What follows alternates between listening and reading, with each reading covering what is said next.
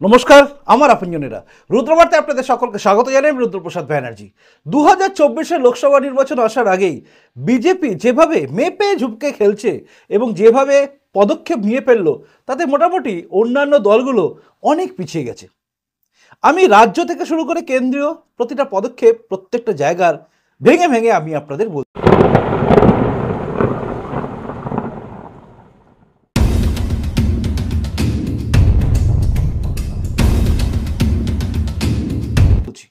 আপনারা জানেন ইন্ডি জোট বা ইন্ডি মার্কা পিন্ডি চটকানো জোট, যেটা কার্যত এখন প্রায় ভেঙে পড়েছে, তবুও এরা কেউ স্বীকার করে না। সিপিএমও বলে ইন্ডি জোট আছে, তৃণমূলও বলে আমাদের ইন্ডি জোট আছে, কংগ্রেসও বলে আমাদের ইন্ডি জোট আছে, কিন্তু এই রাজ্যে এ ওর পিন্ডি চটকে দিচ্ছে, তো সে তার পিন্ডি চটকে দিচ্ছে। যাই হোক, এরা নিজেদের মধ্যে পিন্ডি চটকাচটকি করুক, আমি আসি আসল কথায়। এই রাজ্যে ইন্ডি জোটের অবস্থা দেখে আর রাজ্যে কেন্দ্রের ইন্ডি জোটের অবস্থা দেখে, মানে একদম জাতীয় স্তরে মোটামুটি বোঝা যায় যে এরা কিরকমভাবে অগোছালো হয়ে রয়েছে। কারোর সঙ্গে কারোর আসন সমঝোতা এখনো হয়নি। এমনকি এই রাজ্যে কংগ্রেস আর সিপিএম, তারা তো দুজন গলা জড়াজড়ি করে আছে, দুই ভাই। তারা এখনো ঠিক করতে পারেনি জগাই আগে দাঁড়াবে নাকি মাধাই আগে দাঁড়াবে, কে কোনটায় দাঁড়াবে। দু দলই এখনো ঠিক করতে পারেনি কোন জায়গায় আসন সমঝোতা হবে। যাই হোক, কিন্তু বিজেপি অনেকখানি এগিয়ে। বিজেপি কিন্তু অনেকখানি এগিয়ে প্রমাণ করে দিল যে বিজেপি এই যে 20 জনের লিস্ট পশ্চিমবঙ্গে পেলেন এবং সার্বিকভাবে 195 জনে, এই 195 জনের যে প্রার্থী তালিকা ঘোষণা করে দিল বিজেপি, এটা কিন্তু বিরাট বড় একটা অ্যাডভান্টেজ পাচ্ছে বিজেপি।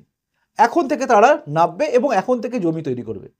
যার মধ্যে আমি যদি বলি সবচেয়ে ভালো, আমার যেটা খুব ভালো লেগেছে সেটা হচ্ছে সুষমা স্বরাজের মেয়ে বাঁশুরি স্বরাজ।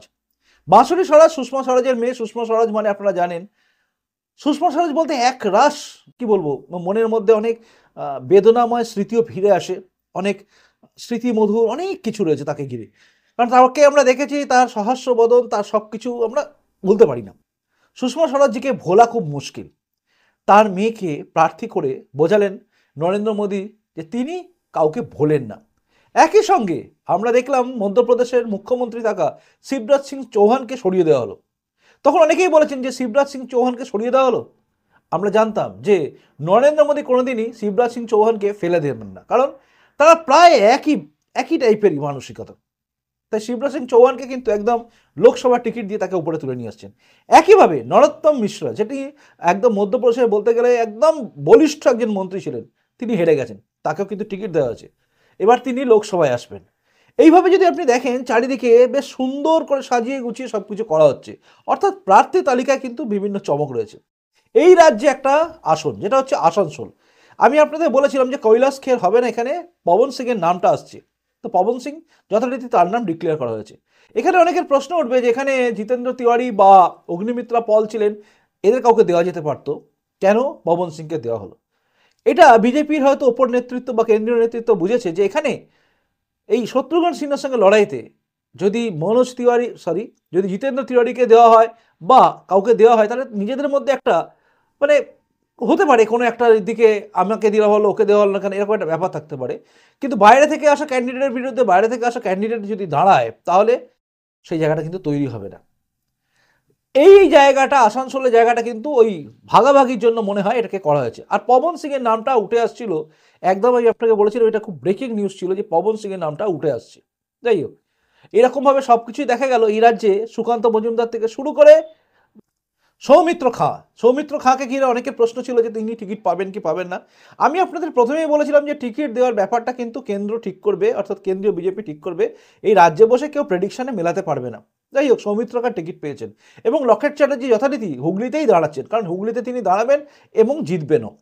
এইভাবে অনেকগুলো সিট ঘোষণা করা হয়ে গেছে, মানে 20টা সিট ঘোষণা করা হয়ে গেছে, বাকি 22টা সিট আগামী নেক্সট ধাপে ঘোষণা করা হবে। এবং 22টা সিটে কিন্তু আবারও বলছি চমক থাকছে, যে চমকগুলো কিন্তু মনে রাখতে পারেন আপনারা, যেটা জেতার জন্যই চমক হবে, মানে জেতার জন্যই চমকটা হবে এবং সেই চমকগুলো খুব কাজে লাগবে।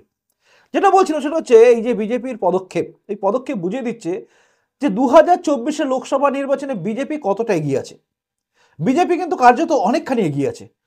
এখনও এরা দিশাহারা, এখনও কে কি কোথায় কাকে ফিট করবে তাই ভেবে পাচ্ছে না। অন্যদিকে দেখুন আপনি, সুদীপ ব্যানার্জিকে ঘিরে আবার বক্তব্য শুরু হয়ে গেছে, এ একরকম বলছে, ও একরকম বলছে। তবে এটা একটা ভয়ঙ্কর চাল তৃণমূলের, সেই চালটা অনেকেই ধরে ফেলেছেন। দেখি আমি সোশ্যাল মিডিয়ায় আমি অনেকে লেখা দেখি, সেগুলো নিয়ে আলাদা করে ভিডিও করার কোনো জায়গায় নেই, কারণ জেল থেকে বেলে থাকা এই মুখপাত্র নিজে বলেন মুখপাত্র পদ থেকে ছেড়ে দিয়েছে, কিন্তু এখনও তিনি টিভির সামনে বাইট দিয়ে যাচ্ছেন। অর্থাৎ মুখপাত্র তাকে পদটা সরিয়ে দিয়ে তাকে দিয়ে কাউকে বদনাম করার চেষ্টা চলছে তৃণমূলের।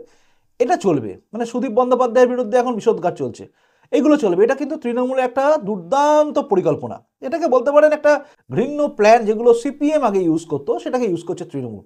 অবশ্যই এটা সবাই আমরা জানি যে সিপিএম এর ফেলা চটি পায়ে দিয়েছে মমতা বন্দ্যোপাধ্যায়, অর্থাৎ সেই চটি গলিয়ে নিয়েছেন পায়ে এবং সেই একই টেকনিকে ইউজ করছেন। যা তাই আমরা দেখতে পাই ওই বিরোধিতা করলেই তার বিরুদ্ধে খড়গহস্ত।